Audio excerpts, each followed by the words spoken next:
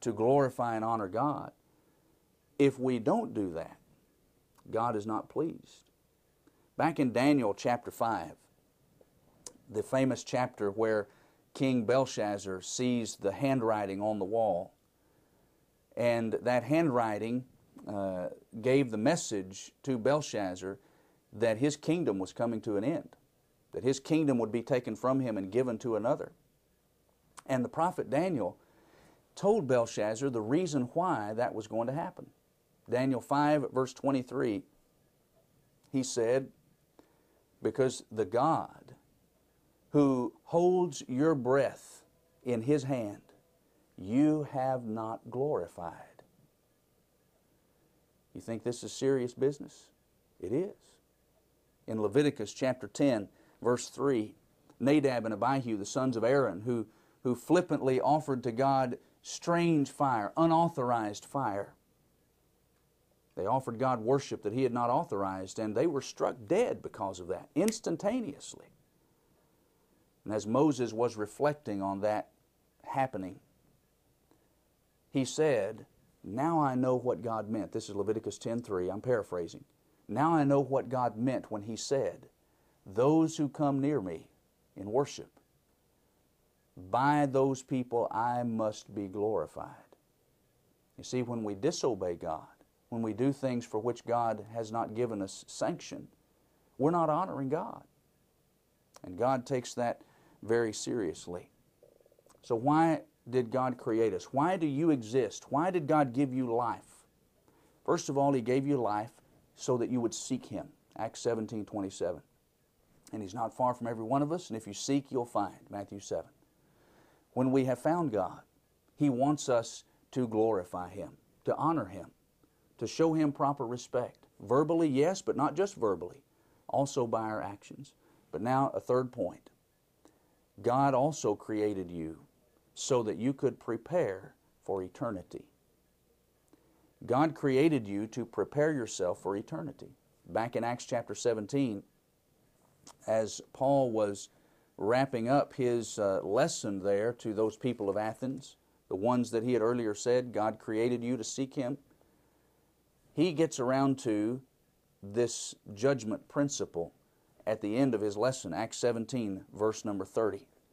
Truly, these times of ignorance God overlooked, but now commands all men everywhere to repent, because He has appointed a day on which He will judge the world in righteousness by the man whom He has ordained.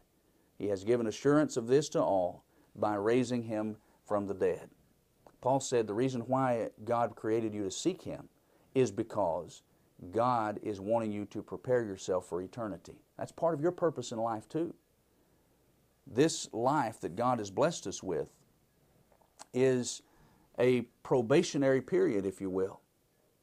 It is, as one writer put it, a veil of soul making. In other words, this is where God has placed us that we might prepare ourselves for the life that's to come in eternity. In Ecclesiastes chapter 12, Solomon reached the proper conclusion. Remember, he started his book by asking what purpose is there in life? Here's his answer, Ecclesiastes 12, verse 13. Let us hear the conclusion of the whole matter. Fear God and keep His commandments, for this is man's all. For God will bring every work into judgment, including every secret thing, whether good or evil. It doesn't get much more basic than that.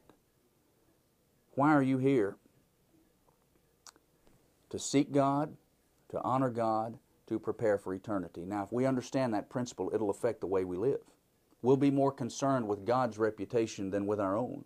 We'll do our work in ways that bring honor to God and not attention to ourselves.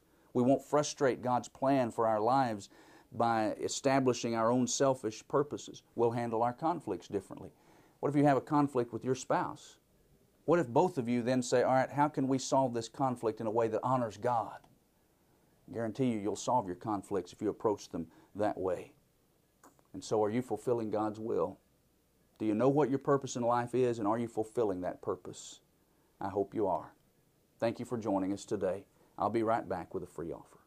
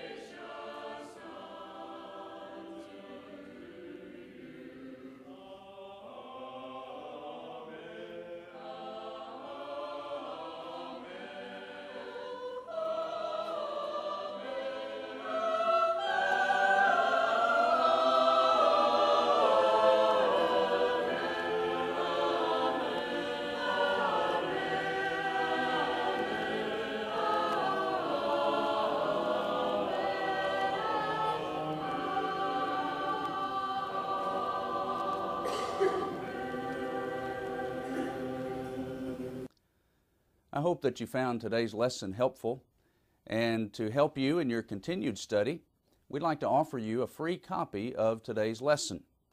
Thankfully, members of Churches of Christ make these materials available to our viewers absolutely free of charge.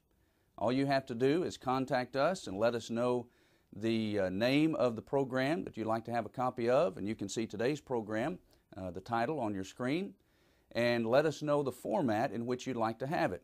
You can have the program in the form of a written transcript, an audio cassette tape, an audio CD, or a DVD.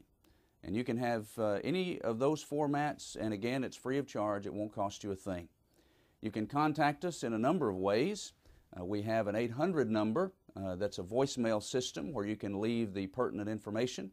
The number is 800-819-2966. Or if you would like to email that request, our email address is requests@thetruthinlove.com.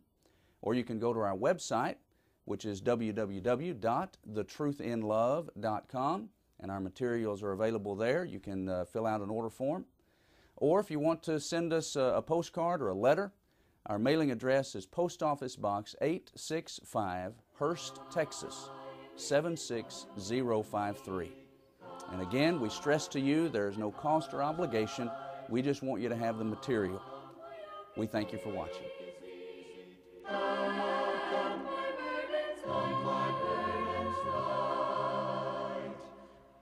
Have you by temptation often conquered men? Has a sense of weakness brought distress within? Christ will sanctify you if your claim is best. In the Holy Spirit He will give you rest. Come.